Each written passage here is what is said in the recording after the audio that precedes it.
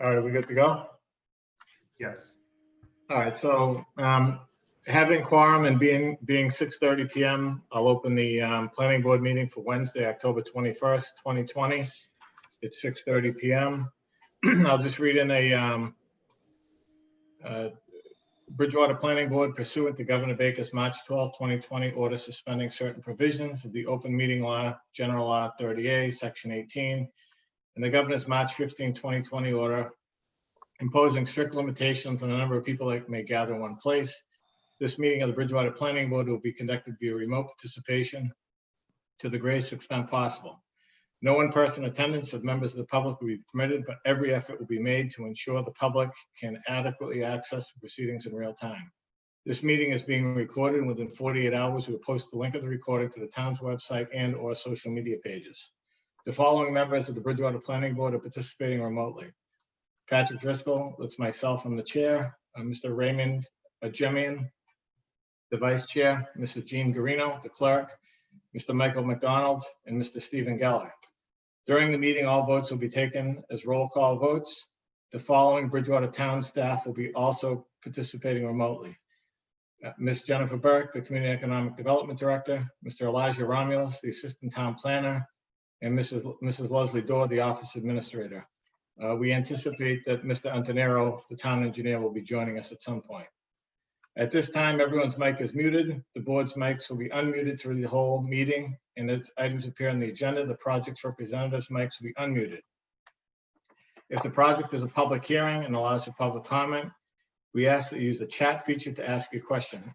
One thing different from this meeting in meetings past is the chat will go directly to the host, which is a combination of Mr. Romulus and Ms. Burke. And they will handle the questions in the chat and get those to us so it's not distracting. We ask that you use the chat feature to ask a question by listing your name and address and your question. The chair will recognize the questions in order once we're given the chats by the host. You can also use the raise my hand feature in the participant menu. You'll be unmuted when the chair recognizes you. Again, please state your name and address before asking any questions. If you're on the phone, you can dial *9 to raise your hand. So that being said, we have our first public hearing this evening at 6:30. It's a continuation of 60 to 88 Broad Street. This is a proposal by West Point Realty Development. This is a special permit and site plan for the construction of a project which includes 4 mixed-use buildings with commercial space on the first floor and residential units on the upper floors, as well as separate parking to serve the buildings. This includes maps 21, lots 95 to 98, and 202 and 205. So unless staff has any updates on this project or would like to add anything, we could turn it over to the project's representatives. After that, we'll have board comments and questions for the applicant's representatives. And then we'll open it up to the public. We received a number of letters on this project over the last several weeks. Our intent is not to read those letters word by word into the record, but rather state who they're from and the date we received them, and we can post all those letters tomorrow. If somebody who submitted a letter would like to have it read into the record, we could absolutely do that. Just please raise your hand and ask that your letter be read in. Otherwise, the board members all have them in front of them. We're going to reference them and we'll post them tomorrow. Just when you do speak, just state your name and address for the record, and please try to keep your comments to 3 minutes. So Ms. Burke or Mr. Romulus, do you have anything to add before we turn it over to the applicant, or do you want to give the board an update? I don't have anything to add at this time. Okay. So I'll turn it over to the applicant. Thank you, Mr. Chairman. I'm Troy Clarkson, Principal of Clarkson Consulting, representing West Point Realty, the applicant on this project. Thank you to you, Mr. Chairman, and members of the board. We have provided a fairly significant amount of information since the last meeting. We do realize that has come to you as those additional plans and updates have been prepared and that they arrived after the typical deadline. So for tonight's meeting. So we're not asking you certainly to rule on any of those, but really just to allow us to provide a detailed update on the work that we've done thus far. And thank you for your indulgence on that. And really try to move forward on reaching consensus on some of the issues that are out there. So since your last meeting, we have provided you with a detailed landscape plan, including both the species and the locations of proposed landscape features, plantings, lighting, and a host of other issues that are shown to you on the conceptual landscape plan from M.A. Desjardins. And we've also, I know Silva Engineering has provided a significant amount of information, including an updated site layout plan that explicitly denotes several features, including parking, the open space buffer areas, the placement of dumpsters, and answers, I think, several of the questions that were posed or the issues that were raised in the September 11th memo from the Community and Economic Development Department. Most specifically, I think what I would throw out there for a discussion with the planning board members and the staff. As you know, this project was developed really over several years, and the developers agreement was negotiated over a significant period of time with both the CED director and the town manager. And we recognized as the process evolved that there would be some trade-offs between the hard parking requirements and what's proposed in this plan. As you know, we're introducing in one of the lots 50 what will essentially be public parking spaces available for anyone to use, but we're suggesting or asking be counted as part of the parking requirement for the project. So when you take a look at the updated site layout from Silva Engineering, and Larry is here, Larry Silver is here from Silva Engineering, as well as Rebecca Baptiste to answer any specific questions you have on the plans. The developer, Jim Pascal, is here, and the architect, Tim Johnson, is also here to answer any specific questions you have on that. But as we look at those updated plans, the site layout plans, one of the things we wanted to get the sense of the board from the planning board on is how that mix of open space and parking should evolve. So really, we're seeking for you to partner with us on that issue and to really provide guidance to us as to the best way to proceed, because that then will determine the final plan that we submit to you for your approval. I would like to just quickly address a couple of issues that were raised at the last meeting. Our proposal is to eliminate the 2 3-bedroom units. Obviously, one of the requirements is that there be no 3-bedroom units, and then one other. But before we demonstrate that on a additional submitted plan, we wanted to get the feeling from the planning board on that. So we did have to reduce the unit count from the 78 that are currently on the plan to the 75 that we're submitting. Our proposal is to keep the footprint of all the buildings the same as they were submitted to you, but again, reduce those 2 3-bedroom units, which would increase some of the commercial space available, and then delete one additional unit. But wanted to do that in collaboration with the planning board and get your feedback on that. We do recognize that there are some potential wetland issues. Those have been flagged, but I know that our engineering team has been in touch with Azu Itonaru and has determined that the limits of work are away from the 25-foot no-touch zone. And so we'll be working closely with conservation to determine what, if any, additional regulatory requirements there are. But we wanted to provide you with an update on that. As it relates to the open space, as I mentioned, what we're really seeking is some feedback from the planning board as to how the current plan fits into your vision of the project. And note that as part of the developers agreement, we will be creating some landscape and street on public property that we would propose that you would consider as part of the overall project in meeting some of those requirements, because there'll be significant improvements to the public property. We would ask that you you review the specific landscape plan and provide us feedback. We're happy to make adjustments to the plantings, to the species, based on your recommendations.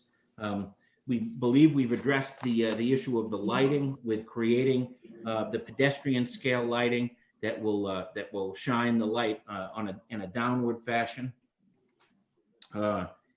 And that addresses most of the issues that appeared in that September 11th memo. I just wanted to briefly, before I turn it over for any questions to any other members of our team, reiterate some of the points I made at the opening, just to refresh both members of the board and the public that are on this call. Probably first and foremost is to remind everyone of the record of this developer in the town of Bridgewater. Probably the most striking and prominent example of that is the building right behind the Academy building on South Street. And when Jim Pascal and West Point Realty acquired that, it was decrepit in declining condition.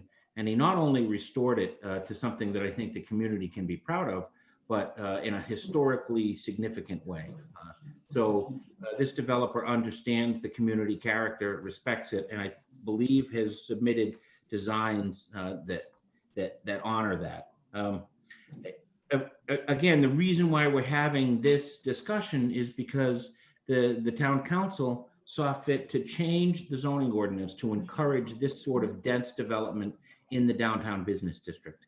And I think that's critical as we move forward, because this is exactly the kind of project that when Jim and I worked with the town council to change the ordinance, this is the kind of project that we talked about, that I talked about when the town council voted on this. So again, we're going to revitalize what's been a blighted area for some time, and also create new sustainable revenue for the town. And a reminder that this project also fulfills housing goals for walkable, dense housing in the downtown area that fulfill goals of the South Shore Chamber of Commerce and the town of Bridgewater through its local comprehensive planning efforts. So we thank you for allowing us to present this to you tonight. Understand that discussions and that tonight's discussion will be again continued, but appreciate the partnership of the town in moving this project forward. Okay, thank you. Mr. Clarkson, are there any other representatives that would like to speak this evening, or should we open up to board questions and comments? Can I make a quick comment, Pat? Sure, Mr. Pascal. Great to see you tonight, all, and I appreciate your time again. Our project architect is on board at the meeting tonight and has a time constraint. So I was wondering if there were any questions that anybody wanted to ask of him so that he could move. He's got another town meeting as well to get to. So I ask if there are any questions related to him, that they be asked now so that he may be allowed to step out. Are there any board specific questions for the engineer at this point?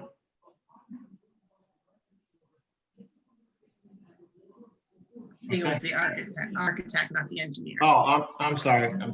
The architect. All right, so thank you, Mr. Pascal. Thank you. Appreciate that. I'll ask if Mr. Johnson, it's either through to anybody on the project team, just I'm looking at the memo, Mr. Clarkson and Mr. Pascal, that the town put together. So on the plans that Silva sent over on Monday, it's still showing 78 new units, correct? That's correct. It has been revised to 75, but you're not seeing that because it's a work in progress. Okay, but when the memo came out, it says that the unit count is negotiated through the developer's maxed out at 75 per acre, but there are existing units that are listed here So that would reduce that total down to 67 new, is that correct? No.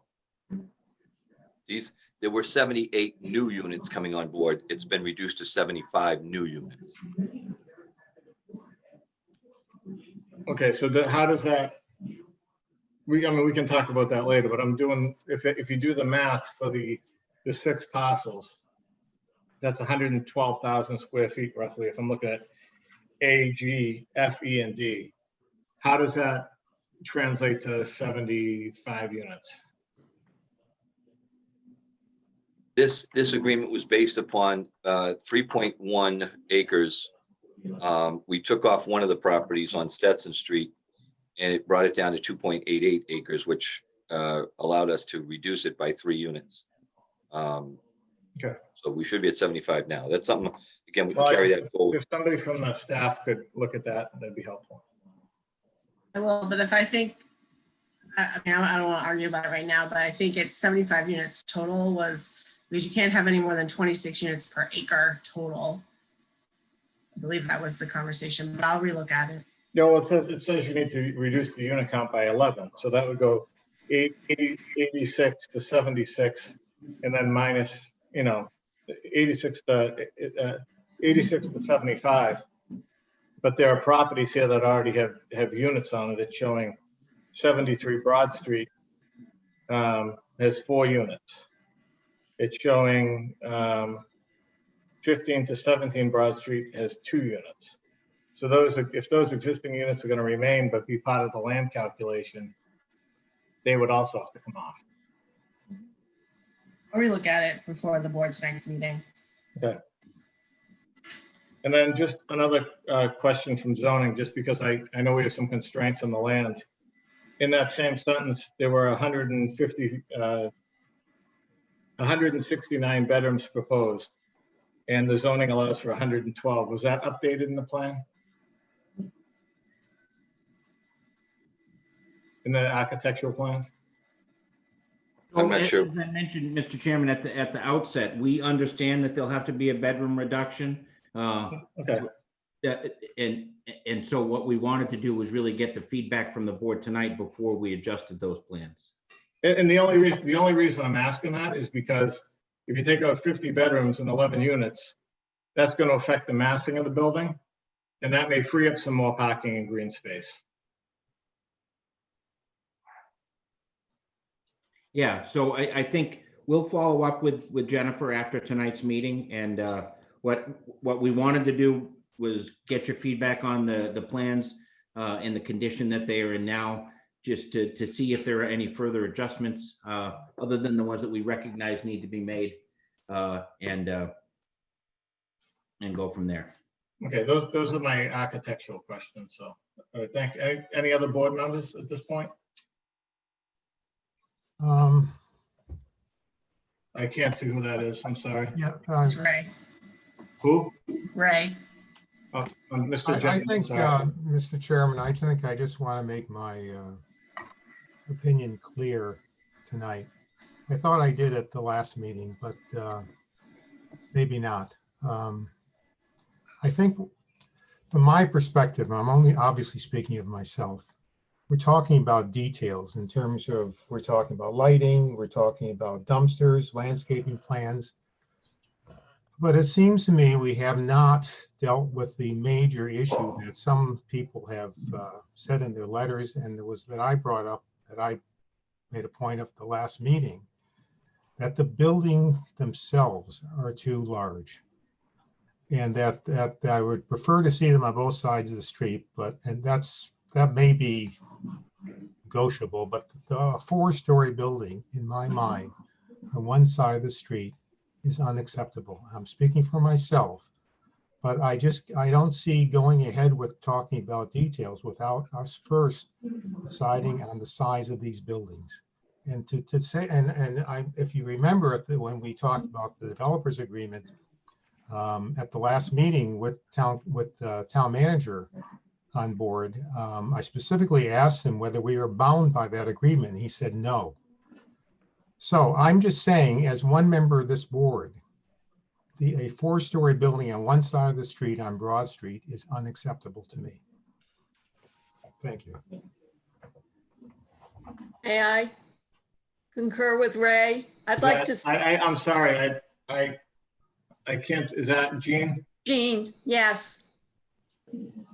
I'd I'm like sorry, to Jean, go ahead. concur with I didn't Ray. mean to interrupt you. I'm trying to look at the shared screen and you're small and you black, the screen is black, so I can't Yeah. see. Sorry.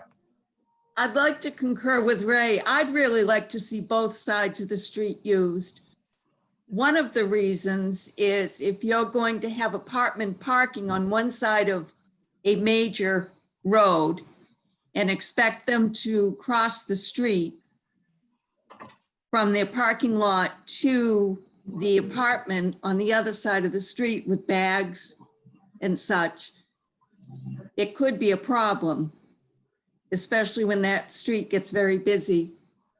When college is in session, you can't really judge it right now.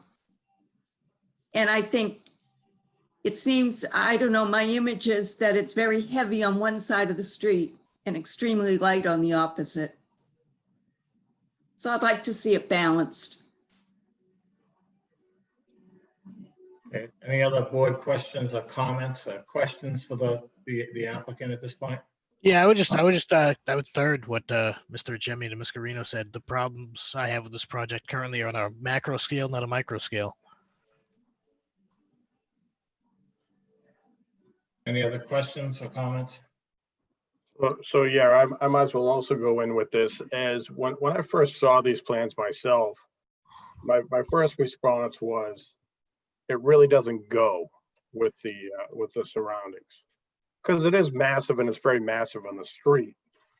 So I see the point about both sides of the street, but I can kind of live with it being on one side, thinking that the parking lot on the other side is really for the retail portion of parking and the nervousness of getting across the street if you plan on putting in any crosswalks with lights or anything else, or even if the architect has considered designing the front of the buildings to be a little bit lower, that's massive on Broad Street, and then going up to 4 stories as it's farther off behind Broad Street.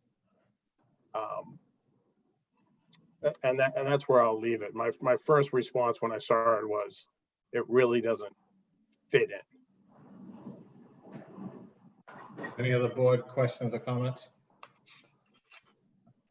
So I looked at the plan that Mr. Silva and his team submitted on Monday.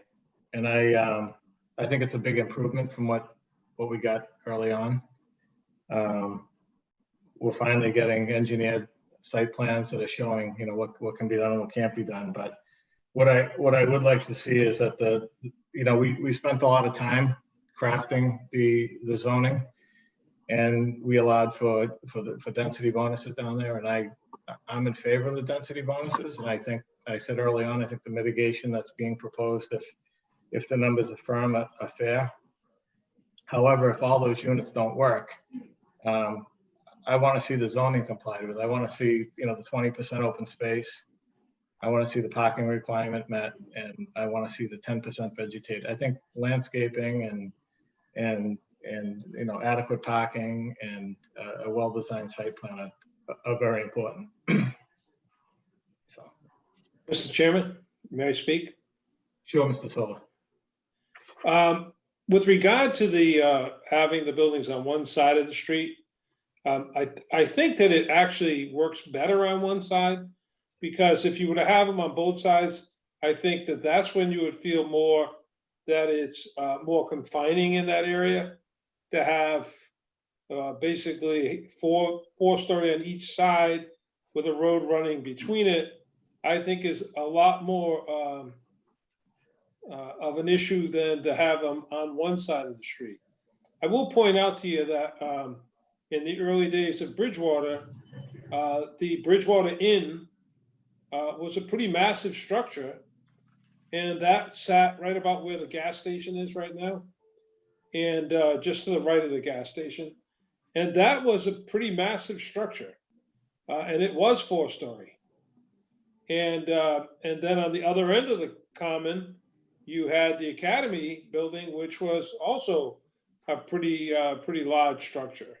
So I don't think it's unusual to have structures that are in the category of 4-story. So I think that if you have an opportunity to go back, look at some of those older photographs, and you might see that these aren't really out of character for that, from that point of view. Now, as far as the parking issue, I think I agree with the comment that the standalone parking lot on the east side of Broad is going to serve a lot of the commercial needs, and that the parking that's on the individual sites are going to definitely meet the residential requirements. The real wild card is that if the 20% is forced to be on the actual lots themselves, as opposed to say 15% on the lots and 5%, sort of the streetscape work that he would be doing it in conjunction with the project. What happens is you get more open space, but you lose more of the additional parking. So I want to call them the free parking spaces, or the parking spaces not committed to the residential, will then be less if you force 20% open space on the individual lots. And so I think that one of the things that we were looking for this evening was to feel out whether or not the board might be okay with having 15% on the properties and the 5% basically, the other 5 being waived because we're doing the street improvements as far as a streetscape. And then what that would do is, like I say, once you get past, I believe it's like about 100 spaces needed to satisfy the residential component of it.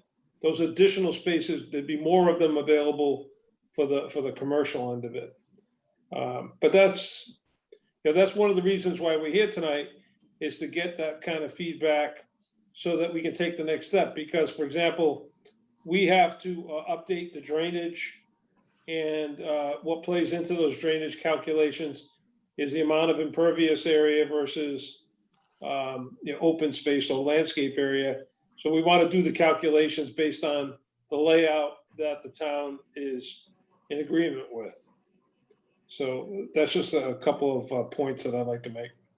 So Mr. Silver, I wrote down a few notes as you were talking, and just a couple of questions. So we really don't know the massing of these buildings, because right now they're being proposed with potentially too many units and 50-something too many bedrooms, right? So the mass of the buildings is going to be reduced just by complying with zoning, correct? I don't believe so. Jim, you want to weigh in on that? So my understanding, folks, is that these can be 1 or 2 bedroom units. And that as long as we met that, we were compliant. So my understanding is that the 3 bedroom units that we had proposed would have to be removed, and we're okay with that. We can remove those few, and they will also reduce from 78 to 75. I think I spoke of that earlier. And that would become more commercial space, right, Jim? That would increase the commercial space. That's exactly correct. So the Right, footprint of the building. and I'm not, I mean, you can work with the staff on this, but in the zoning letter and in the zoning, we have a mix of 1 and 2 bedrooms, but we cap the number of bedrooms at, I think, 39 per acre. And that's because we only allow 1 parking space per unit. So I think that needs to be, so the other thing too, Mr. Silver, if you reduce the mass of these buildings and the size of them, you could potentially meet the open space requirement that way, correct? Well, I don't know if that's really not my purview. That's the architect and Jim. And how about? I think we have to revisit it. I think we have to revisit that, Pat. Right now, there's 3 curb cuts, right? And then if you look at the curb cut on, it looks like 76 to 78. That's a long aisle that's all paved. Could that become open space and just have a curb cut on either end of the, have 2 curb cuts instead of 3 curb cuts to satisfy the open space? Well, part of the problem is there's a grade occurring in there.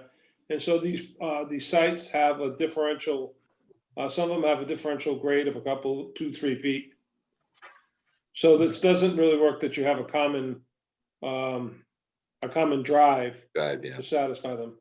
I mean, my comments are, I just want to meet the zoning. You know, so that's where I am. And then, are there any other board questions or comments? Mr. Chairman, could I just address generally the feedback from the board? Sure, unless there's any other board questions, and then we can go to the public comment. Yes, I'm sorry, Gene, I'm sorry, go one ahead. thing, yeah, try to stick with the zoning just because this is the first project under that zoning. So if you try to stick very close to it. Mr. Clarkson, go ahead, I'm sorry.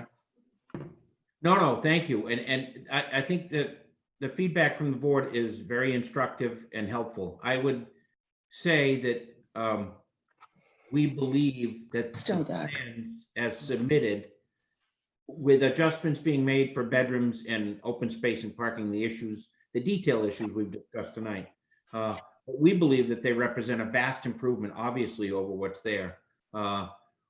We believe that the style and scope of the buildings is not only within the ordinance as changed, but also consistent with this sort of dense downtown development that's being encouraged throughout the Commonwealth, not just in urban areas, but in smaller towns that are trying to enhance their downtown. And so I would just ask that the planning board consider that factor when you think about the size and scope of the buildings. Not only, as Larry mentioned, does it fit the sort of density that existed many, many years ago in Bridgewater, but it fulfills the vision set forth by the community in the housing production plan and in the housing plan put together by the South Shore Chamber. So what we believe is that although the buildings, yes, are bigger than what is there and bigger than perhaps what folks are used to, we do believe that it fulfills the spirit of the ordinance, and would just ask that as we move forward in this process, that you consider that. We believed and believe that that the use of the parking lot or of the property on the east side of Broad Street strictly for parking was an accommodation to enhance public parking there, so that it was a benefit of the project. As everyone knows, parking is at a premium in that part of town. And so by providing property for parking that could be used by anyone, that we were enhancing the ability. Larry mentioned it, that the units, the design on the west side of the four buildings on the west side of Broad Street certainly carry enough parking to accommodate all of the residential uses. And that the commercial parking, in our vision, would be shared amongst both that property on the east side and the rest of the public parking that's available up and down Broad Street. So I think that's an important question, and to just reiterate that our perspective is, and we have tried to stay true to a design and a scope that fits what was put together when this sort of development was encouraged, and to reduce the scope and the size of the buildings. At some point, it becomes economically untenable, and so we'll go back and work with Jennifer and with the town manager to answer some of these issues, obviously, and refine the plan. But I really think it's important to stress that the ordinance exists for a reason, and that this project, we believe, certainly fulfills the spirit of that ordinance. Troy, can I add something to that, if I may? Patrick, board members, this project does not work with a host of 75 one-bedroom units. It will not work. So I don't know if that's where we're going, but if it is, then that's not a great spot. That's not in the spirit of what was discussed, negotiated, and the spirit of what this whole process was as we began it. And I don't think anybody said that. I said there's a maximum unit count. How you distribute those units is up to you. We got a zoning determination from the building commissioner. Currently, our ordinance says 27 bedrooms per acre max. But we discussed with them that that did not take into account the density bonus. So the way it's being interpreted for this project is 39 bedrooms per acre. So how those are distributed in terms of 1 and 2 bedrooms is up to you. If I may, Mr. Chairman, I just like clarification on the parking lot. Specifically, who is the parking lot for? And is it being used to take into account the number of parking spaces for the apartments? Okay, so if there's a table that's at the bottom of the plan on the bottom left, now that table has been updated a little bit to reduce down the number of units. But when that table was issued on Monday, it was showing the number of parking spaces, the number required for residential and so forth. And so of the 149 spaces that were being shown that will be part of this project, it was saying that there was like 101 that would be required for the residential. So that's how the distribution would be. 101 would be on the west side of the street. And then the remaining ones would be, well, most of them would be on the west side. There may be a few on the east side. But it totals 149 off-street parking spaces. Well, I'm not sure what you just said, Larry. Are you saying, Okay, are you saying, that you need 101 for the residential. wait a minute, is the parking lot on the east side being used for parking for the apartments? Yes, It is. So in other words, that some people that will rent the apartments will park on the east side and walk across to the west side. oh, I'm sorry, you're asking about the east side. No, The east- parking lot that is already there, that's That is that's not. commercial. That's commercial. that's just simply commercial. Okay, That's that's correct. all I want to know. Okay, so that lot will not be used for parking for the apartments at all. The Only for- residential requirements are gonna be met on the west side of the street. All behind the buildings. Yes. Yes. Okay. But I actually took, after receiving a letter from a resident a couple of weeks ago, I took a ride down to Mashpee Commons today to see the mixed use zone. And I thought it was very attractive with the buildings on both sides. I mean, I'd prefer to maximize the commercial space on the first floor and maximize the street frontage and not see a parking lot. But you know, that would be, and that would also reduce the mass of the buildings, because if we say we have a half acre on the other side of the street, that's 13 units that would come out of the buildings on one side and go to the other. So it would reduce the mass of the buildings, and it would you know, provide more walkable commercial frontage. So I think if you think about, I'm sorry. go ahead, Mr. Silver. Yeah, I think though that if you got to think about a lot of factors. One would be that there would be a lot of shadowing and dark areas when you have the buildings on both sides. When you have them on the west side, I think it's a much brighter kind of situation with positioning of the sun from the time it comes up till it passes over into late afternoon. I think that it's a better thing for Broad Street to have the buildings on the west side of the street. Any other board comments? I want to open it up to public comment because we don't have too much in front of us to look at tonight. There's more work that they have to do. Is any other board questions or comments or feedback? Just to bounce a little bit off what Ray was saying with the parking, you know, I don't see you can present the parking on the east side as like some kind of public good when it's a requirement for you to have those spots for the project to go forward in the first place. That's really all I have on that. All right, thank you, Michael. All right, before I open it up for public comment, I just want to note, not in our packet, we got an email yesterday from Mr. Donald Godshaw.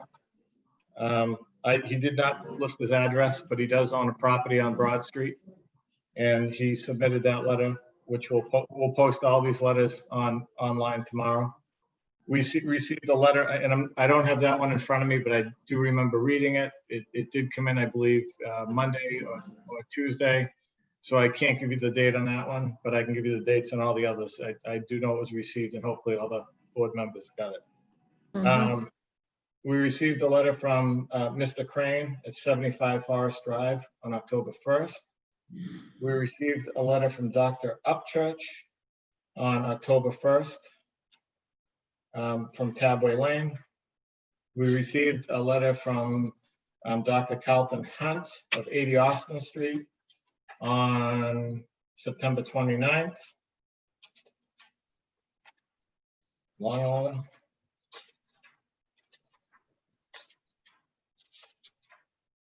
We received I'm saying letter, some of these were emails, some of them were letters, so I apologize. We received a letter on Tuesday, September 22nd, from an Evan Maras of 80 Ledgewood Drive. We received a letter on September 22nd from Mr. James Candido of 37 Stetson Street. We received a letter from Mr. James Walsh of 66 Central Square, that's us, right?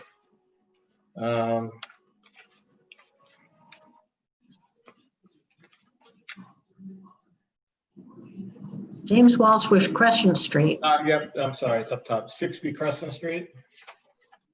We received a letter or correspondence from Mr. Paul Chenard. It doesn't have an address, but I think it's Vernon, it's either Vernon Street. We received some correspondence from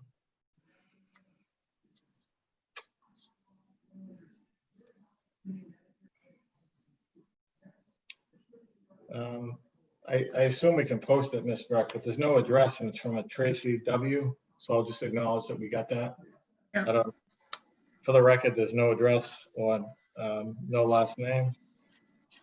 And again, the one that's not in the packet that needs to be uploaded is the one from Mr. Godchuk. So. And that was received on Monday. Okay, so we did receive that feedback that the board should read all those and consider those letters, and hopefully we can get those, or we've got those to the applicant already so that they can review those. And then do we have anybody in the chat feature asking that or raising their hand that their letter be read into the record, Ms. Burke or Mr. Romulus? So I have some comments, but not related to the letters being read into the record. Okay, all right. So if anybody does want their letter read in, they can contact us. We can even do it at the next meeting. Mr. Chairman, all the ones that you just made mention of, were those forwarded to the team? I just asked that question. I said, hopefully they're forwarded to the team and they're going to be uploaded tomorrow. I don't know if they have been yet or not. But some of these date back quite a ways. Mr. Romulus and Ms. Burke? They should have all been forwarded. Maybe Mr. Gottschalk's letter might not have been because that was just received, but we try to send them as soon as we get them. I've Okay. received nothing. I don't know about anybody else. I think the question, Ms. Burke and Mr. Romulus, was to the applicant. They should be receiving. They're not receiving those, Elijah? No, I have got nothing. Okay, we'll get you those first thing in the morning. Thank you. And they'll also be uploaded as well. Okay, so why Can we don't we ask if anybody from the public would like to speak, ask questions, speak in favor, against, go at this time is your opportunity. Can I just say one thing, Patrick? If we can just upload the letters that are new, if they've already been sent prior, there's no need in duplicating that process. Everything in our packet that I just read off is new to us, so it Okay. came in since the last meeting. Okay. But I see somebody raising their hand, or waving. So, Mr. Chairman, I'll just read off. There were 3 comments. One from Carlton Hunt, who I will unmute in a second. Mr. Ramos, you're talking about the chat feature? Yes. Okay. Another comment from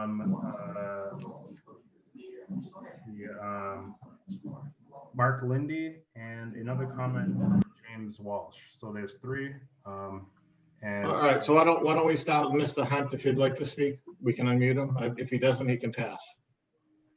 Is there a time frame on this? We'll try to keep it under 3 minutes.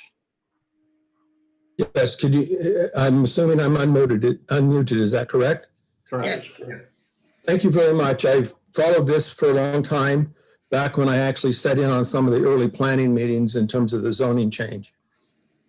I have submitted 2 letters since your last meeting. One of them was a deep thought on my part as to how we could come to a resolution on all of the issues that you mentioned tonight. Right now, I think we're trying to drive a square peg into a round hole. And we need to step back and go back and look at the big picture. One of my submissions suggests buildings on both sides of the street. It includes a diagram that actually enabled 45 parking spaces with, I think, 13 or 14 apartments on the east side and 3 buildings on the west side of smaller stature. I think that one quick question, the height of the building as currently proposed may well block a solar panel set that's on the house next to 88. And so that sun angle needs to be looked at. I disagree with Larry's concept that the lighting would be shadowed.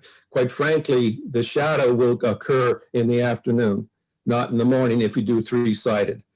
So I would like, my last question is, did in fact, and you just addressed it, but did in fact my letters get sent to the proponents? Because those are new conceptual thinkings that I think the planning board might well be positive on if we can come to a resolution.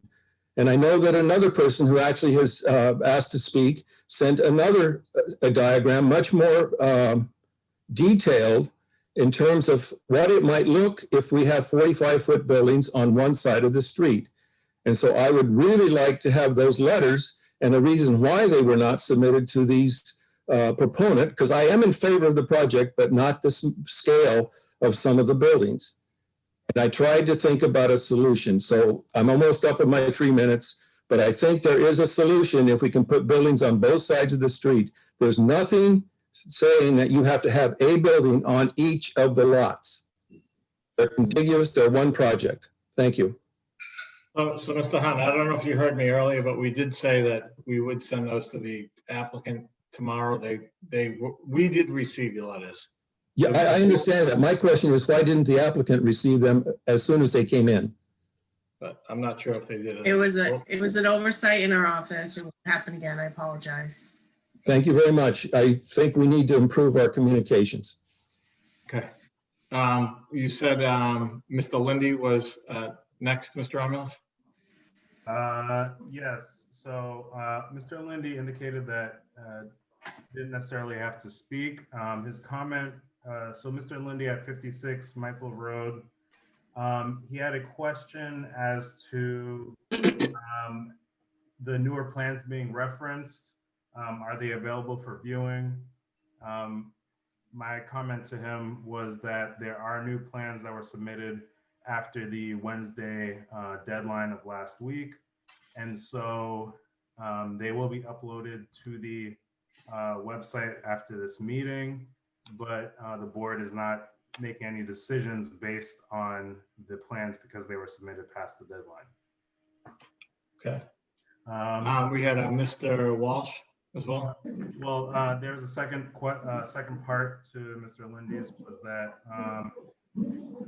let's see, it will be a sign of good faith to ask the applicant to clean up the site as it currently is. And then I replied mentioning that there is a mechanism through the town code, the town manager's office, and the building department can work with the applicant for any perceived public blight.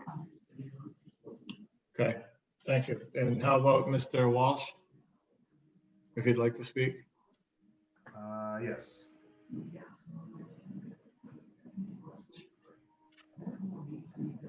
Hi, thank you to the board.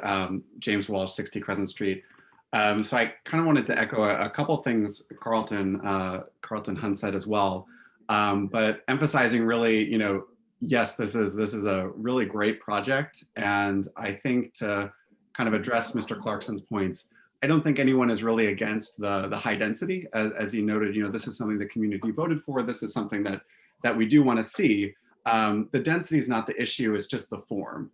And I think, as you'll note from pretty much all the public comments, the form is really the issue here, and kind of splitting out the massing and making it more kind of fitting into the character of the town and the area. The real issue is the style. In the letter I sent, as I'm sure those will be read, but I tried to do a bit of a study to see what that actually would look like from a perspective of a human head on Broad Street as opposed to 2 or 3 stories up. And it really is quite jarring. And I think if those were split across the street, it would actually frame the street a little bit better and feel balanced. I know it was brought up earlier, but I brought it up in my letter as well. Mashpee Commons, Mashpee Commons, Mashpee Commons. I mean, this is a project that did it right and that really respects, the look of something in this area. Max 2 or 3 stories on each side, commercial ground floor, residences, offices above. It's not something that's historic preservation. It's something that's economically viable. It's an asset to the community. And I think Bridgewater deserves the same. And just echoing the comments that the members of the board made again about the style. And finally, I did have one clarifying question on the plans that were submitted most recently for the open space / parking lot across the street on Broad Street. There are indicators of phase 1 and phase 2.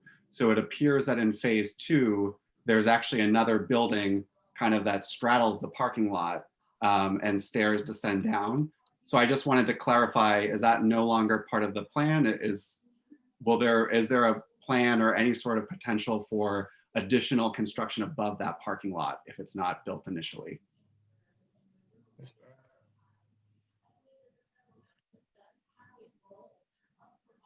Ms. Breck, do you want to answer that? Or? Well, I can just say that at this point, they're maxing out the density that they are allowed under the zoning. Any additional building would require a variance from the Zoning Board of Appeals for additional density. Great, thanks, Jennifer, appreciate it. Thank you, everyone. So just, and I don't know if you want, based on Mr. Walsh's letter, he made me get out of bed at 7 o'clock this morning, and I drove down to Mashpee Commons, took a bunch of pictures before my meeting in Falmouth. So you're free. I sent those to Mr. Romulus and Ms. Burke. If you want to share those with the board, you're welcome to do that as well. Mr. Walsh provided a good letter, so I wanted to go and see that area myself. Pat Neary also has her hand raised for a question. I can unmute her as well. Yeah. Good evening, Pat Neary, 225 Lakeside Drive. I agree with Carlton and Mr. Walsh and whoever else has spoken tonight about the building design. I missed the first few minutes of the meeting, and I understand that there are new plans that have been presented, and I'm wondering if there has been an adjustment or an improvement in the building design.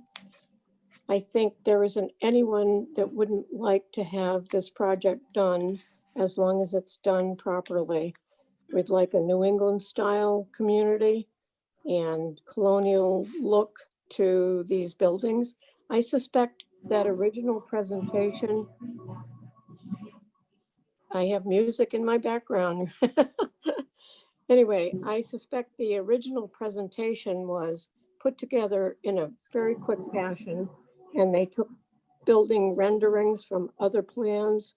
I mean, that one of the streets wasn't even one of our streets. So maybe that's all been rectified. Did I miss any of that? Was a new rendering or design presented in the early part of this meeting tonight? So Ms. Neary, we received stuff, I believe Monday and yesterday. So it needs to be reviewed by the town. I believe they're just site plans. So at this point, we don't have any additional information. Will we be getting new renderings? I mean, I know there's been a lot of talk about the design. I don't.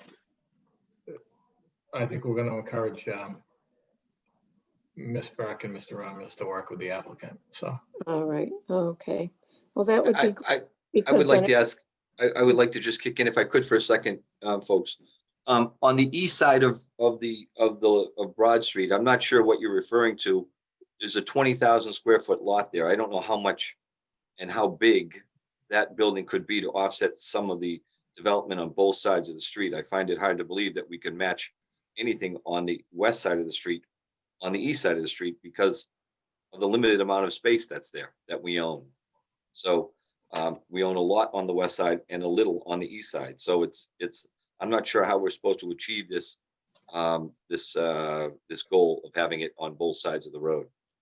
Well, I'm only referring to the actual design of what has been presented. They are big, square, ugly buildings, and that doesn't fit with our colonial, our New England town. And I know that the developer, you, are quite aware of that because of the nice job you did with the building behind the Academy building. So hopefully, Thank you. You'll come up with a design that will be acceptable to our community. The one presented just is not acceptable. Thank you, Mr. Neary. Do we have any other public comment at this point? I don't see any hands raised. Elijah has the chat. All right, so there are still a number of zoning issues that need to be complied with.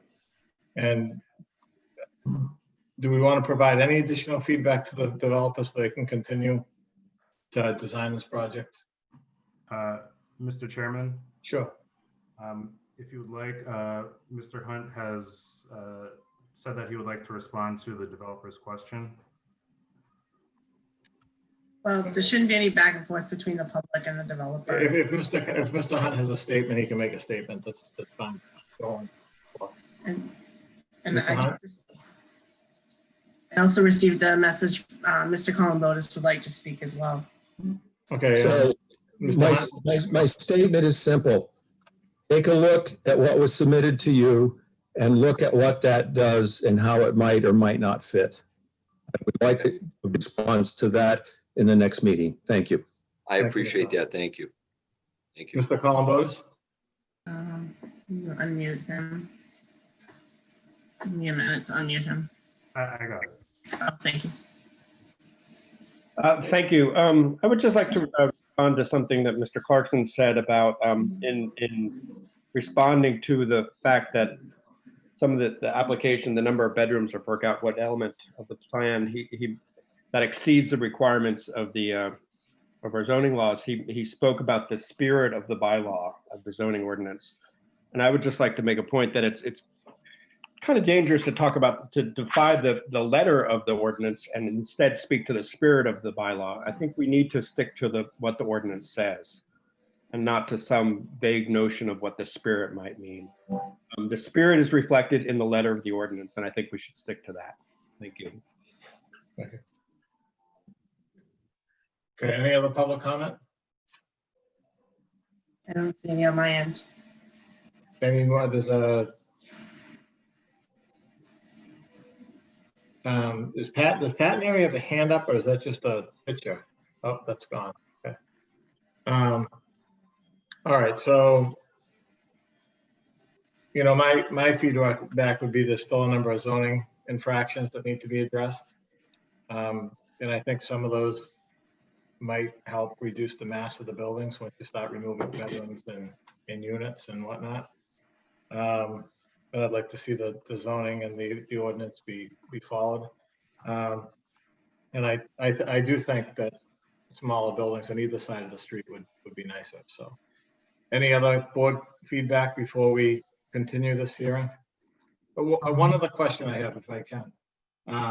Mr. Silva, in our last, that parking lot on the west side of the street, or the east side of the street, excuse me, is considered part of this project and is going to be redeveloped. Has there been a new site plan showing how that's going to be redeveloped, and have test pits been done, and has the existing drainage been evaluated as required by the town engineer? Have you scheduled those test pits? No, we have not. I will say to you that parking lot across the street is a parking lot that was designed and approved by the planning board. It was designed by us, approved by the planning board. It has infiltrators underneath.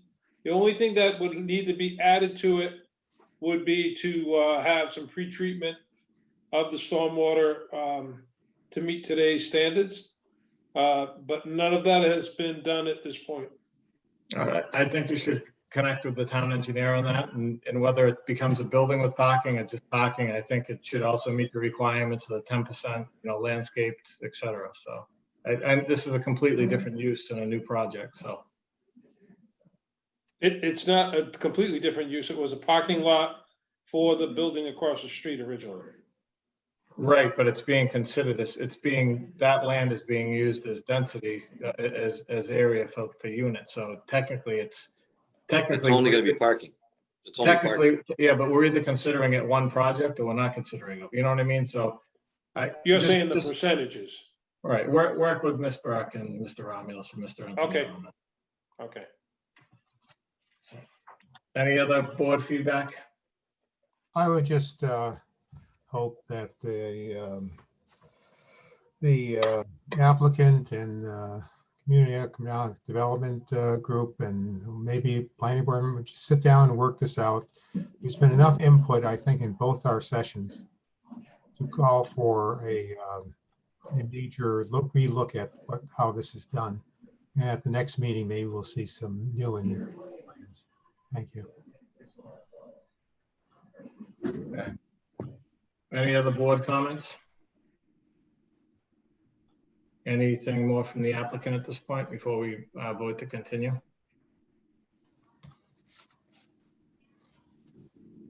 All right, so do you think some of this can be addressed by our next meeting, November 4th, or would you like to go to the second meeting in November? Mr. Silver and Mr. Clarkson? I'll defer to Mr. Pascal on that. I mean, I believe we can have something by the 4th, but that's really Jim's call. Well, if you're looking to meet with me and have input with me, my schedule, I'm out of town tomorrow afternoon through Monday, and then pretty busy next week. So I'm not sure that I will be able to meet with you till next week. And then that kind of puts you up against the deadline for submitting stuff for the following meeting. So for the November 4th meeting. So I'm just throwing that out there. Yeah, I would think that the magnitude of this project, that it should not be at the next meeting. It should go to the second meeting in November. I would suggest that we get back in touch with you guys and Well, we can't do that because date and time certain. it's a public meeting. So okay. What is the date of the second meeting, Mrs. Dorr? November 18th. This is a special permit, so we need at least 4 people here. 5 would be good. So do we have, can everybody on the board do the November 18th? So far. All right, so do we have a motion to continue this public hearing? Mrs. Burke, is there any constructive approval deadlines or anything that we need to worry No, about? we're still in a state of emergency in the state of Massachusetts, and so all of the deadlines and constructive approval dates are told through the state of emergency. Okay, so can I get a board member to make a motion to continue this public hearing? Yeah, I'll make a motion to continue it to the November 18th at 6:30. Second. Motion by Michael, second by Mr. Jemian. I lost my roll call sheet, but I can figure it out. Okay, so motion by Mr. McDonald, second by Mr. Jemian. Any discussion? Mr. Jemian? Yes. Mr. McDonald? Yes. Mr. Geller? Yes. Mrs. Garino? You're muted, Mrs. Garino?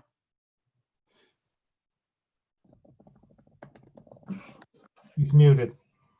You want to give me a thumbs up or something? Okay, all right, I'm unmuted. Yes. And I'm a yes. Okay, so this will be continued to November 18th at 6:30. And I would assume it would still be Zoom, Ms. Burke? Yes. Okay.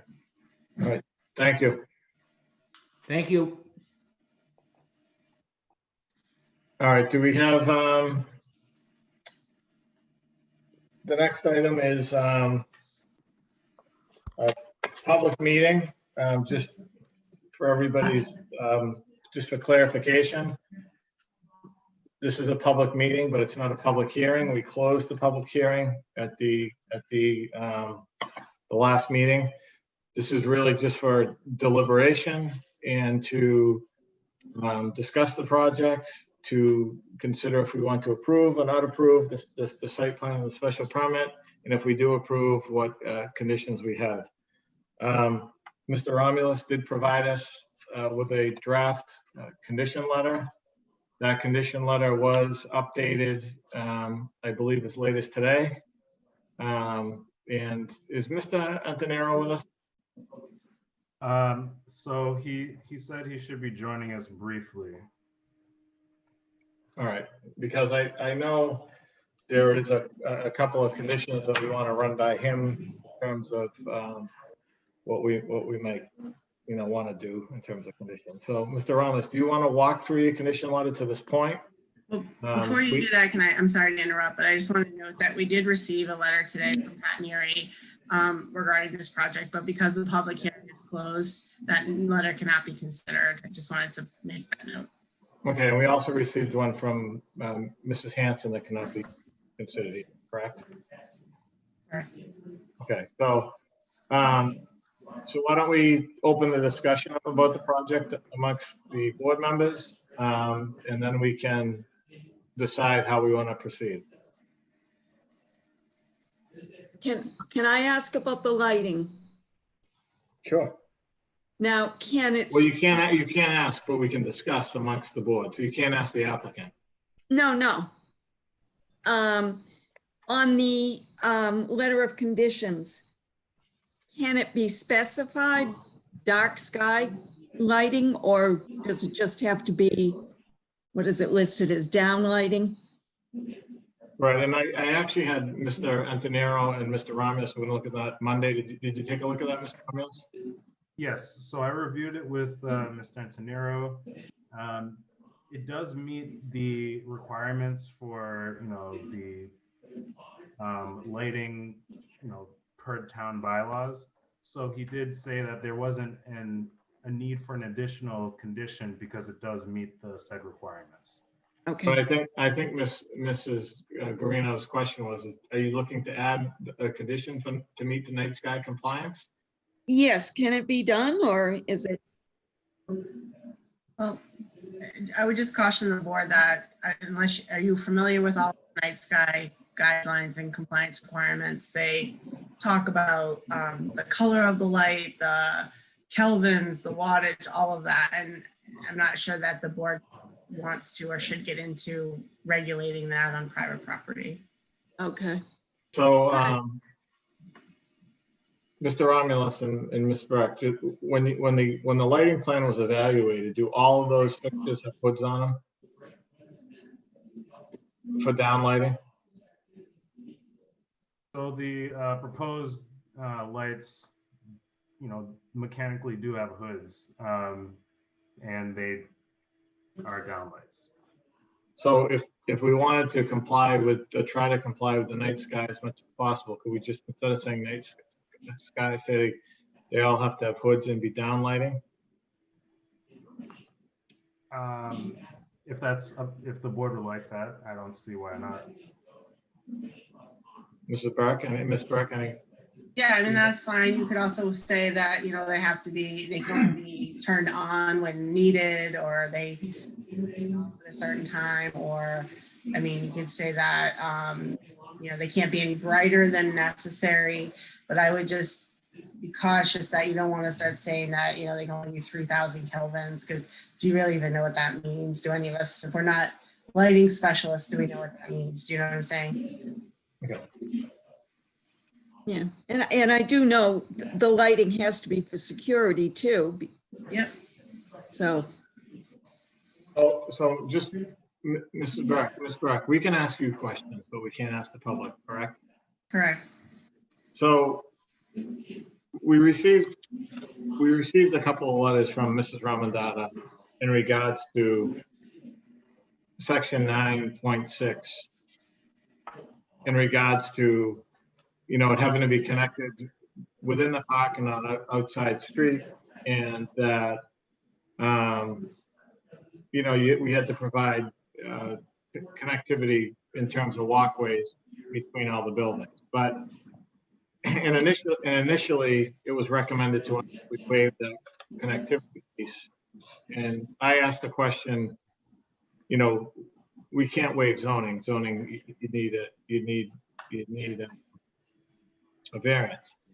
But if you read the plan development district, it says for an office park, you need over 10 acres and you need 5 acres per lot. So essentially, this building is its own office park and can be accessed by outside streets and does meet the minimum 5 acre lot. So I don't think prior discussions where we're talking about waiving anything in terms of connectivity or accessing it from outside the park, we even need to discuss any further, because it complies with its own park regulations. And essentially that one building is connected with sidewalks and everything else around its own building or its own park, so to speak.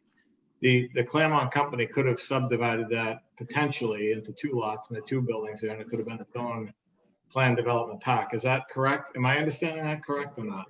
Yeah, I would agree with your position. I would say that if it had subdivided, then those buildings would have to comply with the walkways and connectivity provision that is in the bylaw. But I would agree with your assessment. Right. So I think that because it's over 10 acres, it's considered its own park. If this was a 6 acre lot, so to speak, then I think the argument, which initially I thought was correct from Mrs. Ramadano, it wouldn't comply because it wouldn't have enough to qualify as its own standalone park. So just because it's one building, the Claremont company is deciding to build one building instead of multiple buildings on that site. It does comply with the plan development section of 10 acres for a park, 5 acres for a lot, you know, et cetera. Correct. But I just wanted to address those points because I think those letters that were submitted were good and they're valid points, and they made me do some research. And once I understood it, I'm comfortable that we don't need, we're not violating any zoning. That's correct. Mr. Chairman, if I could draw your attention to one of the conditions that we could review until we're joined by Mr. Antonero. Sure. And somebody has I don't know if I see Rebecca is not muted. Can we mute anybody that doesn't need to be unmuted so that we can cut out I can't hear anybody with the background noise. So Rebecca does not have a mic. Oh, okay. All right. All right. Okay, so in the condition letter that I sent out recently, we did, work with the applicant regarding the tree clearing and maintenance. The applicant has decided to provide a gift to the town in the amount of $7,500 for the tree clearing. I find that to be acceptable, granted that the applicant is also working on repaving if the town decides repaving Fruit Street, as well as signage and whatnot. So so paragraph 19, condition 19, just states that prior to an occupancy permit, the applicant will provide a monetary gift in the amount of $7,500 for tree plantings and maintenance, and that will be with the guidance provided by the Bridgewater Improvement Association and Bridgewater Tree Warden. Could I make a comment on that, Mr. Chairman? Go, Mr. Jimmy, go ahead. First of all, I think that should be modified in that when we reached an agreement with the developer of the solar farm, the conditions said that the monies would be deposited with the town prior to any tree cutting taking place. In other words, it would have to take place, the money would have to be given to the town prior to cutting any trees down. It's not after for a occupancy permit. I think it should be changed the way we had it with the other developer. Secondly, obviously this is not part of our bylaws. We cannot force the developer to do it, to give us money. It's just a gift. I think it's a good mitigation considering the trees that are being cut down. I would have liked to seen it more. I don't necessarily agree that this is less than what we might normally get because of the paving of Fruit Street. Fruit Street to me is something the town does not use. It's obviously an advantage for the development, and that's part of the development price, I would think.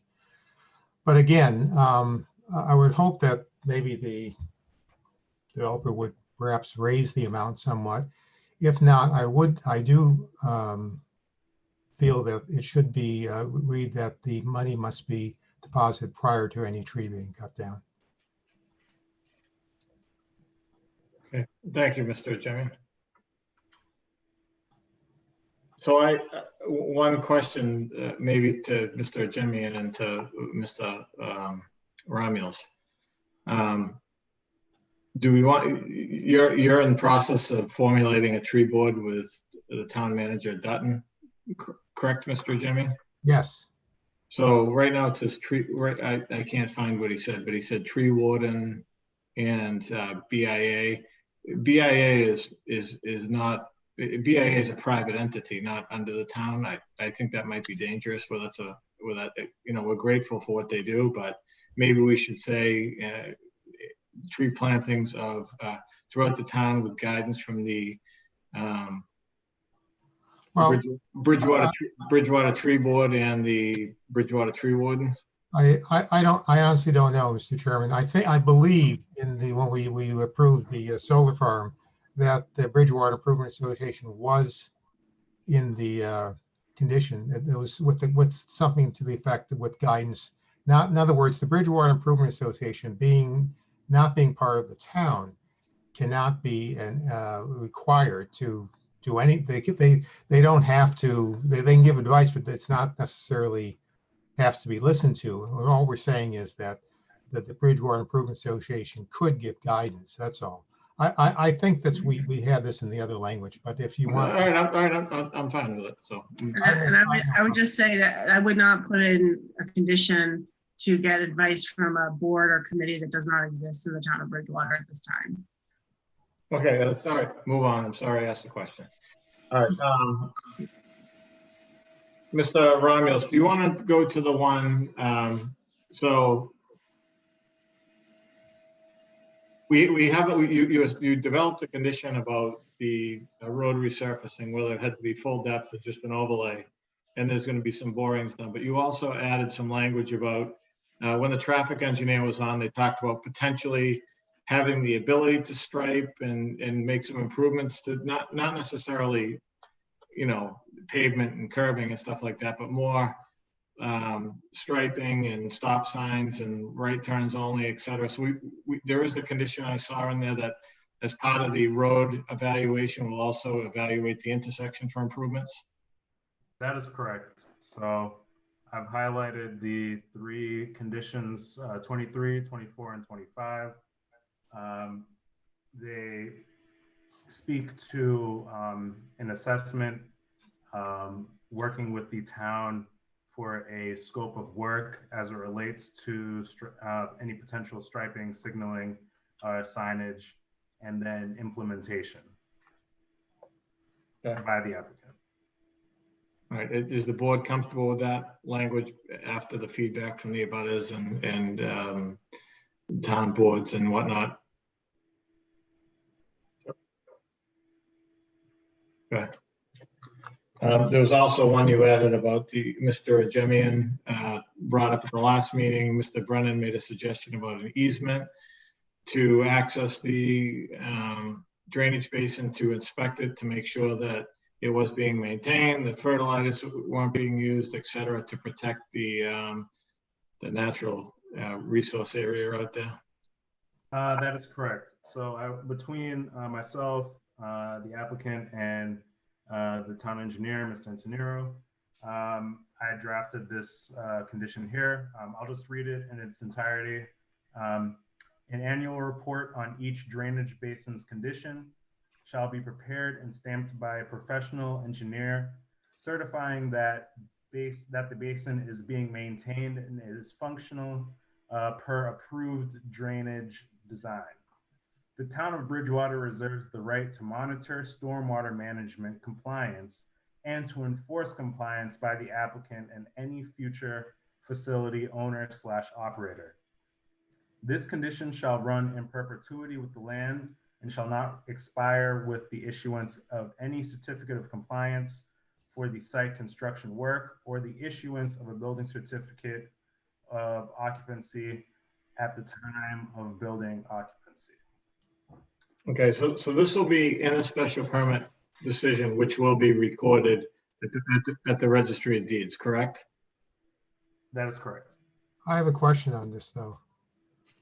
I believe at the last meeting when we were discussing this, I suggested that obviously a maintenance agreement would be prepared, which I believe it has been, which is good, and that it be monitored by the town, and that if necessary, the town would have the right to not only check the maintenance agreement, but to check the detention basin itself. And I'm not sure this, I'm no attorney, but I'm not sure number 10 says that it says the town of Bridgewater reserves the right to monitor stormwater management, but it says nothing about whether the town of Bridgewater has the right to come on the private premises to do that. And I'm just wondering what the legal ramifications of this are. Perhaps town council should check this. Because I think, what I'm saying is that in my mind, if not the major problem of this development is the wetlands and the NIP, and I want to make sure that's protected. And obviously the detention basin is the primary culprit if something goes wrong, and such that the maintenance is extremely important. And we're moving in the right direction with the maintenance agreement and the fact that the developer has agreed to obviously maintain these. But I think the town should have the ability to check on it and to, if necessary, 10 years from now, force the proponent to fix something that has not been taken care of. So I question whether this gives the town the legal right to actually check on the basin and the maintenance. Yes. So, Mr. Jamian, we believe that this condition does provide that enforcement, piece that you're looking for. However, we can definitely run this by our town council as well. Yeah, I would run this by town council, and if town council suggests wording change, then I would go with what town council says. Can I just interrupt? I wasn't at the last meeting because I had a prior commitment, but I'm just curious, which entity in the town would you anticipate enforcing inspecting of private drainage basins? Building department is supposed to. They would not be inspecting drainage basins. It's not their responsibility. I mean, highway department, I'm sorry, highway department.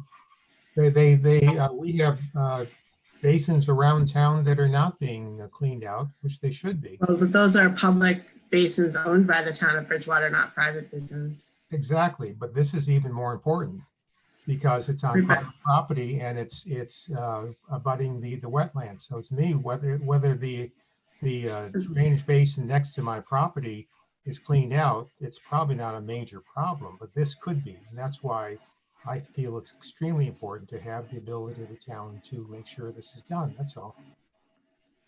But again, I just ask which entity you would anticipate, because we cannot, the planning board cannot direct another town department to do work or do specific work. So you as the planning board cannot say, highway department, you have to inspect this drainage basin every year. You as the planning board cannot do that. But number 10 doesn't say that.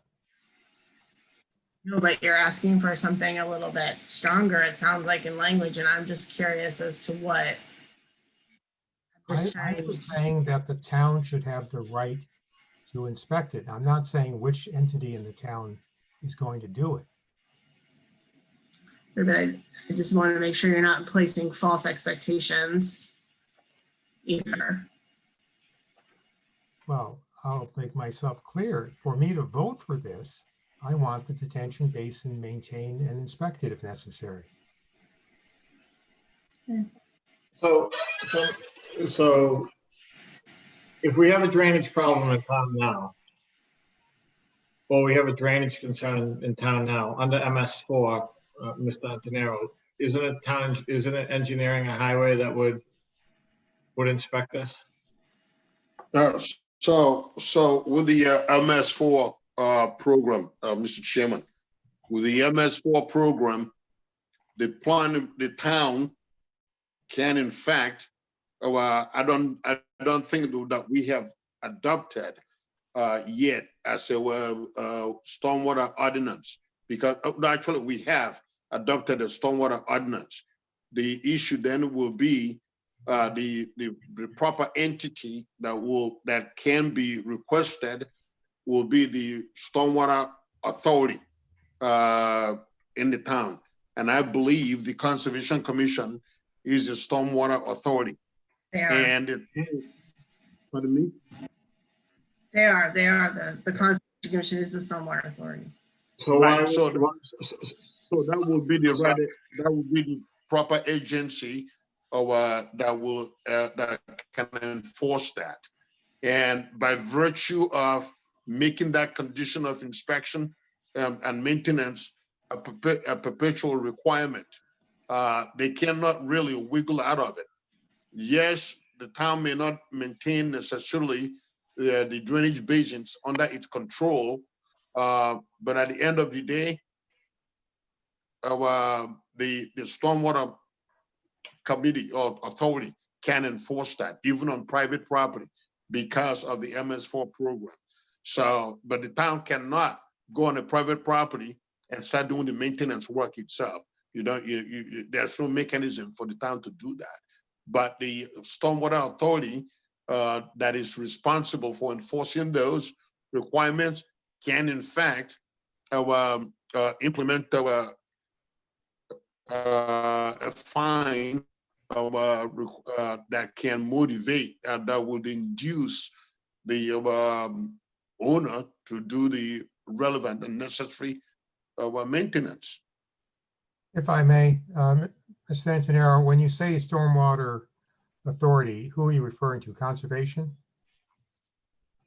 That is Conservation Commission, because keep in mind, the Wetlands Protection Act simply deals with wetlands. Okay, but however, under the MS4 program, through that are instituted and mandated under the Clean Waters Act by the EPA, okay, each community actually as a community has to have a stormwater permit from the EPA, and in that permit requirements, the municipality is required to establish a stormwater authority, and the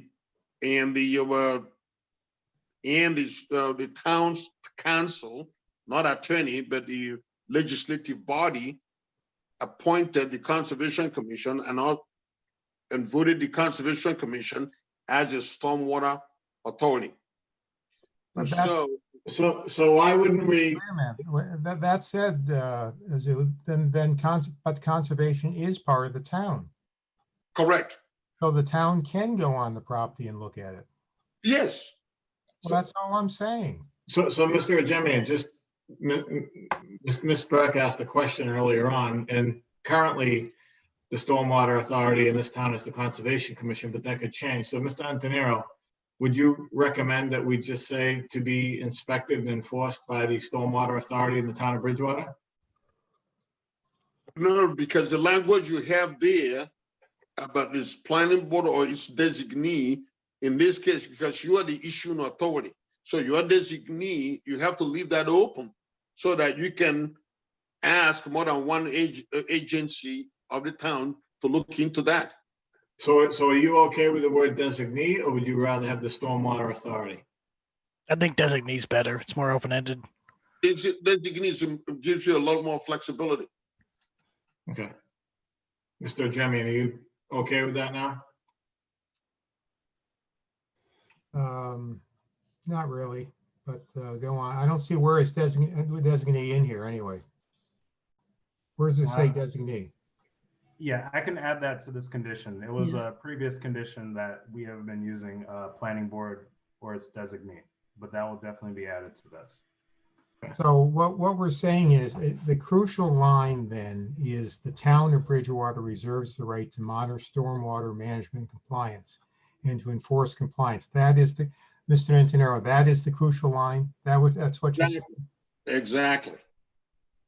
And that condition, it should be noted that that condition will run in perpetuity with the project and will not expire with the issuance of any building certificate of occupancy. So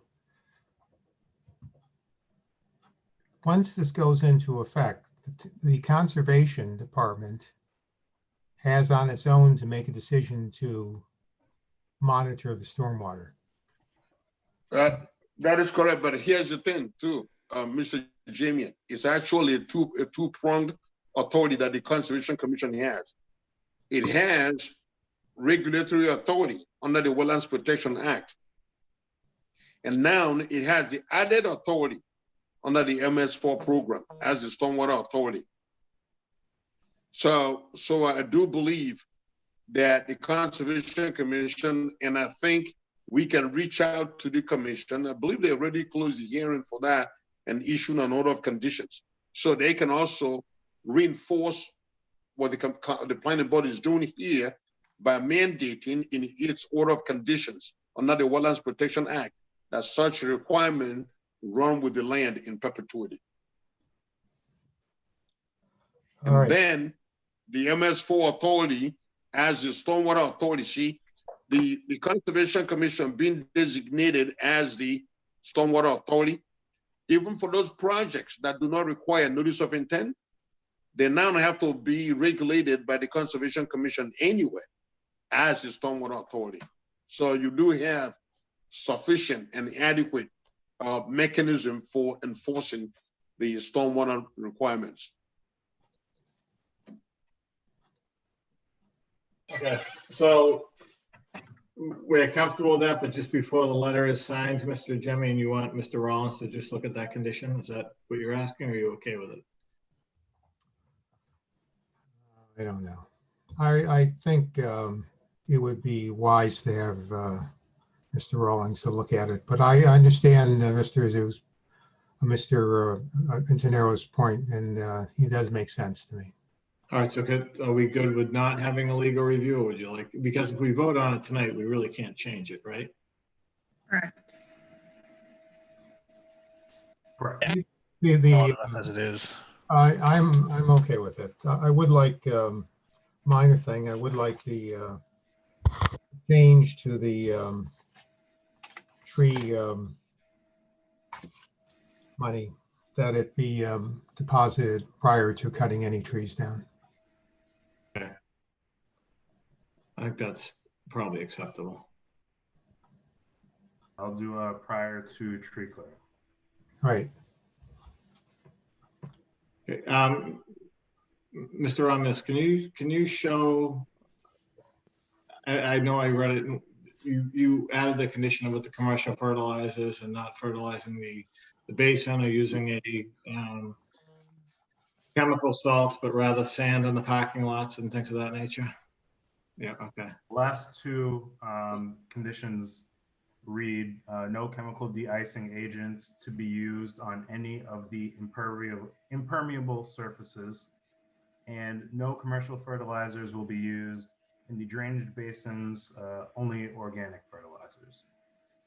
And the lighting, did we settle on that? Because that's one box I don't have checked here.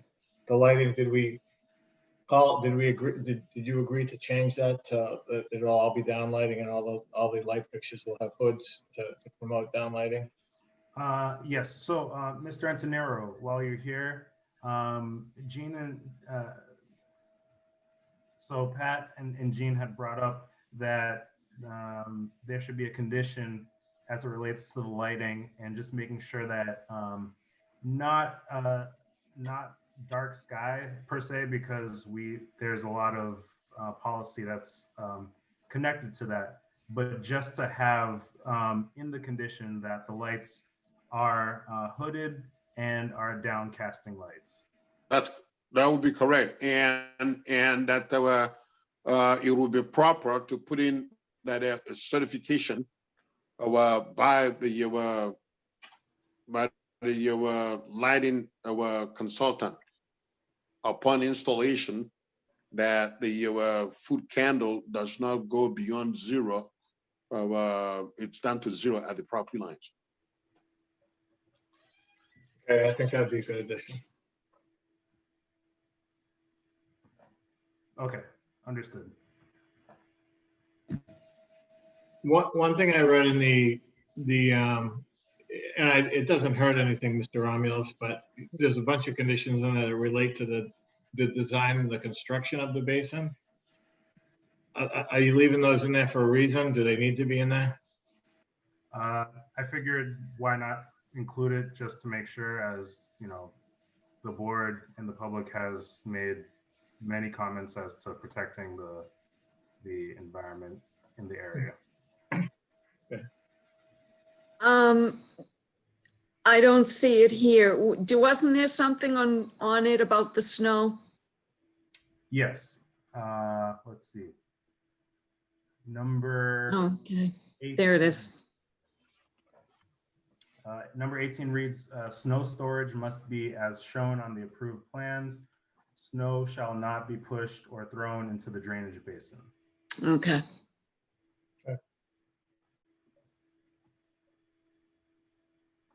Any more discussion on the project? Mr. Jemian? Mr. Geller? Oh, I'm good. Mr. McDonald? Good. Any engineering feedback or planning department feedback? No. Okay, so we've already closed the public hearing.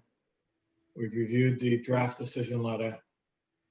You know, I'll just say, I think that I think we tried to do a good job to address as many concerns as possible, but at the same time, the project complied with our regulations. So I think we did a good job trying to balance everything out, and hopefully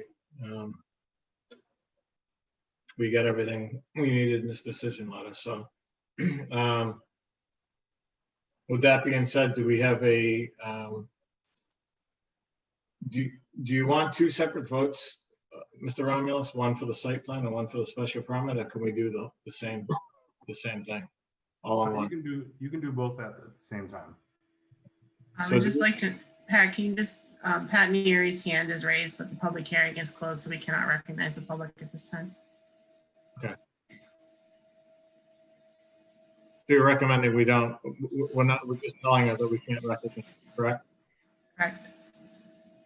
All right, so do we have a motion on the site plan and the special permit with the conditions that have been proposed and reviewed and all that?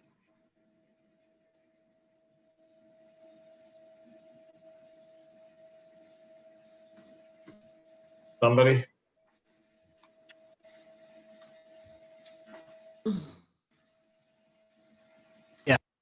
Like me to word that? Well, we need a motion to either approve or not approve, or the project. And if and the site plan, the special permit. And then if you vote to approve with the conditions as discussed and modified. Okay, yeah, I suppose I'll make a motion to approve the project with the conditions before us and with the addition of the modifications as discussed tonight. I'm just the project being a special permit and major site plan. Yes. Okay.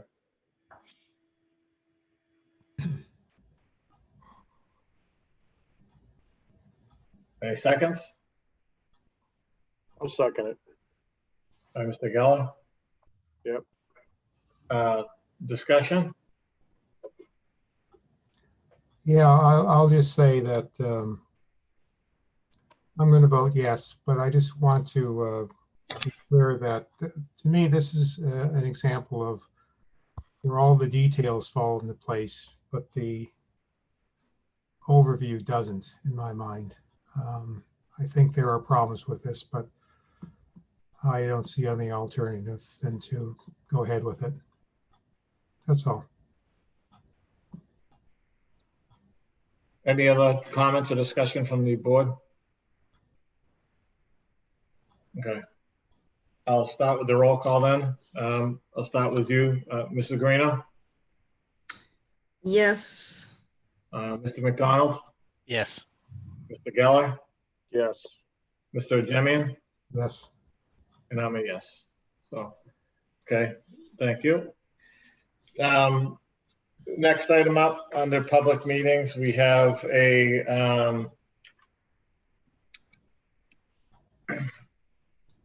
this is simply a follow-up to our last meeting. This is August Way, Mickwitz and Fog Inc. If everybody recalls, we did recommend this a non-binding recommendation was sent to the council to accept August Way as a public street. We made that recommendation last week at our meeting.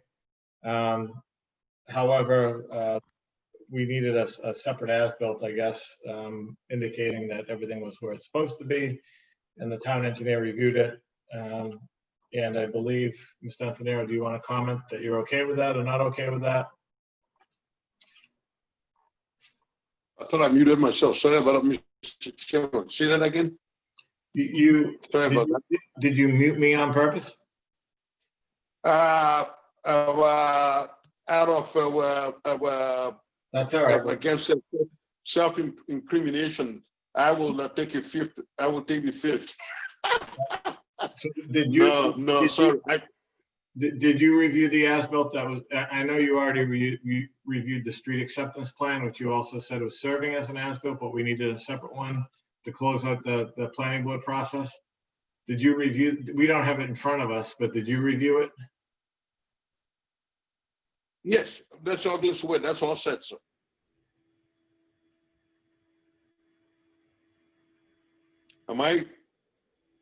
My screen's frozen. Hello? You're still coming through on my end. Yeah. That's There you go. Heard him. All right. Okay, for me, they approved. Did you have the opportunity? Yes, sir. All right, and you're okay with signing off on this? Yes, sir. Okay, so you would like a vote that we accept the as-built as submitted, and then board members can come in to sign that? Yes, sir. So do we have, we already reviewed it at the last meeting. It was just a new Mylar that was being submitted with new language. So do we have a motion to accept the as-built that's been received by the planning office? So moved. Do we have a second? Second. So motion by Mr. Jemian, second by Mr. Geller. Any discussion? So I'll do the roll call. Mr. Jemian, Yes. Mrs. Garino, Yes. Mr. McDonald, Yes. Mr. Geller, Yes. and I'm a yes. Okay. Now, Mr. Ramos, do we have a bond request as well? Yes, the applicant did send a letter requesting a bond release. Of how much? Ms. Dorr, what is the calculated bond for August Way?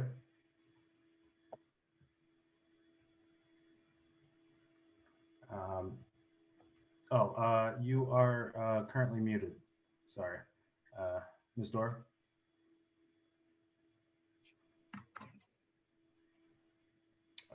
You are unmuted.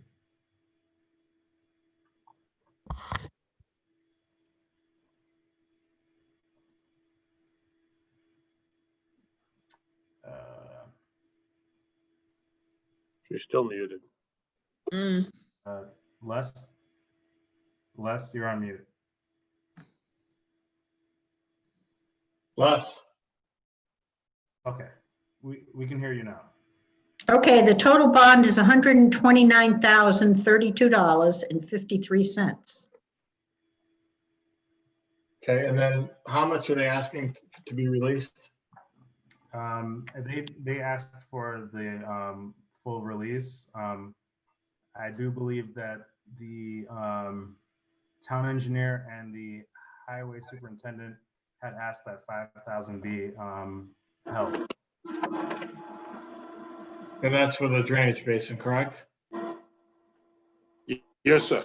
That'll be correct. So 5,000 less would be what? Mrs. Dorr, 5,000 less would be 124 what? 3253. Unless there's been some, plus any accrued interest, you could say, because that was as of just a couple weeks ago. So by the time it goes there, maybe a few cents more. So Mr. Antonero, your recommendation is to reduce the 124,032.53 and then retain the remaining $5,000 for drainage maintenance going forward? That'll be correct, sir. And that's all right. And you're okay with that from an engineering and highway standpoint? Yes, sir. Okay, so do we have a motion to release 124,032.53 and any accrued interest to the proponent? So moved. Oh, sorry. No. I'll second it. So by Mr. Jemian, second by Mr. McDonald. Any discussion? All right, so I'll start with Mr. McDonald, Yes. Mr. Geller, Yes. Mr. Jemian, Yes. Mrs. Garino, Yes. and I'm a yes. Okay. So do we have any minutes to be approved? No. Okay. And then I don't imagine there are any board or committee reports at this point. Mr. Ramos? Just in, I guess, an update on the tree discussion. We will be meeting, we being town staff, Mr. Jamian and Bill Maltby, the tree warden, have all been invited to sit down with the town manager to discuss a tree board. And that will be held on the 28th, I believe, next week. Actually, I apologize. At the last meeting, I said I'd grab the Rainham site plan tree criteria. And it was such a, for some reason, I thought I had 2 weeks. It just was quick. So I'll make sure I have that for the next meeting. No worries. While we're on that, I actually just had two questions that came up to me tonight. Like in the order of conditions we just did for Fruit Street, where it says the funds will essentially be earmarked by the town for the tree plantings. Do we actually have any mechanism to enforce that? Is that actually binding on the town? Yes. So to answer your question, it's not necessarily binding. It will go into the general fund and the town, in good faith, but if there were ever an emergency or needing to rearrange funds. And that's why it's good to have this discussion so that we can actually move towards a policy as opposed to, a condition basis. Like some kind of trust for that kind of thing specifically. Right. And then my other question was, I'm very much in favor of the tree fund and all that, but the thought occurred to me, where would these plantings really take place? Is that is that something that's really been thought about yet? Like, how much town land do we have that's not already treed that could benefit from this kind of thing? Has that been If looked I at? may, if I may answer that. Yeah, yeah, absolutely. Yeah, well, first of all, there are plenty of places to plant trees. A lot of trees die and they need to be cut down and replanted. The BIA, which is not a town entity, plants trees every year. So there's always places to plant trees. The other thing that could be considered with this, and I'm not sure whether town would want to or whether it's legal, but I would like to see if we have a pool of money for trees that even property owners could request that the town plant a tree on their property. I see nothing wrong with that. But again, that's up to town attorney and town manager and so forth. So I see there'll be plenty of places to plant trees. And obviously part of this is to replenish the trees that were cut down for a development. And I wish we did this before. I think it's important. Yeah, absolutely. Thank you. You That's know, very informative. I think if you just drive down Main Street or Broad Street, you can see the number of little stumps that are everywhere. There's a tremendous amount of work that needs to be done in the downtown area and Main Street, et cetera. So, Well, even on Bedford Street, if there were some plantings to make it look nice coming into town at some point. Yeah, it's an excellent point. And if I can add, that would be definitely something that, you know, if a tree board were created, you know, they could then go ahead and explore these different possibilities. And that's why there's a, you know, an importance to try to establish one. Yeah, absolutely. Okay, good to know. Thank you. all right. So continue the discussion. We'll keep it on next meeting's agenda, I hope, and just make sure we get something done on this in the near term. So anything else? We're good? The CPCs, the money that we approved for the Congregational Church to do their steeple was approved by town council All right, great. town meeting last night. Thank you.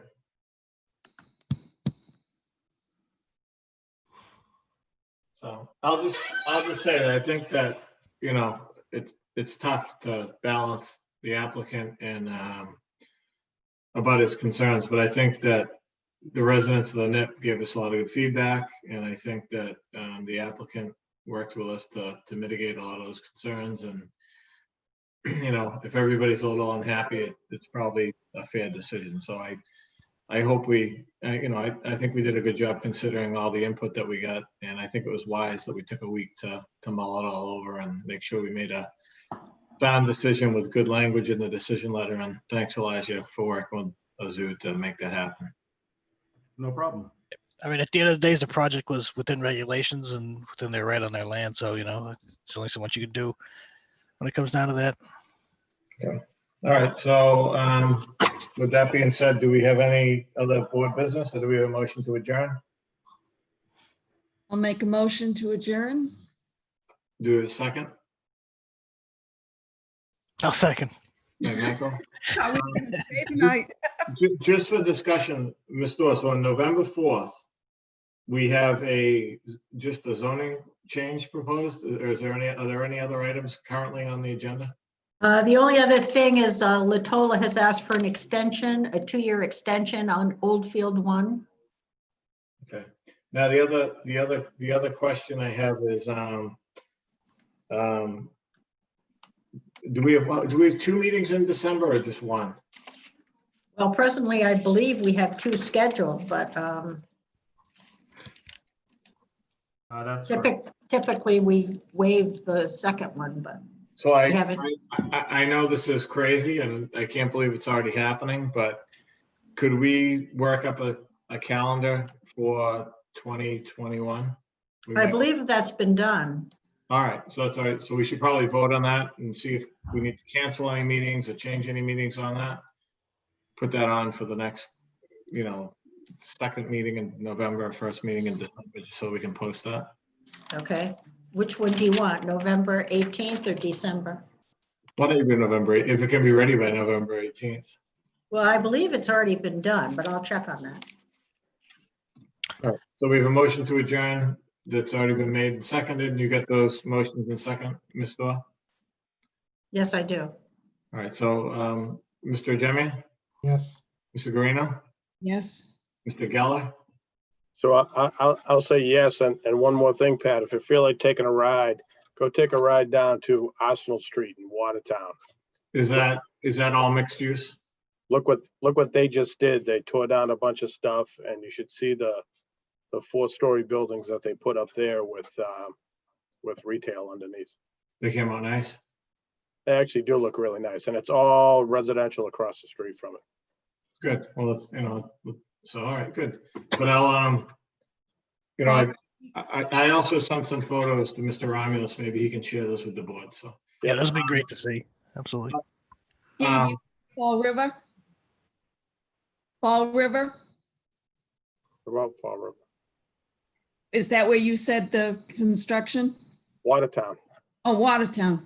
Arsenal Street in Watertown. Yeah, okay. So then the last one would be Mr. McDonald Yes, sir. and myself, yes. I don't mean to cut you off, Steve. I forgot where I was and. No, that's fine. Awesome, all right, great. So everybody have a good week and thank you. All right. Good night, everybody. Good night.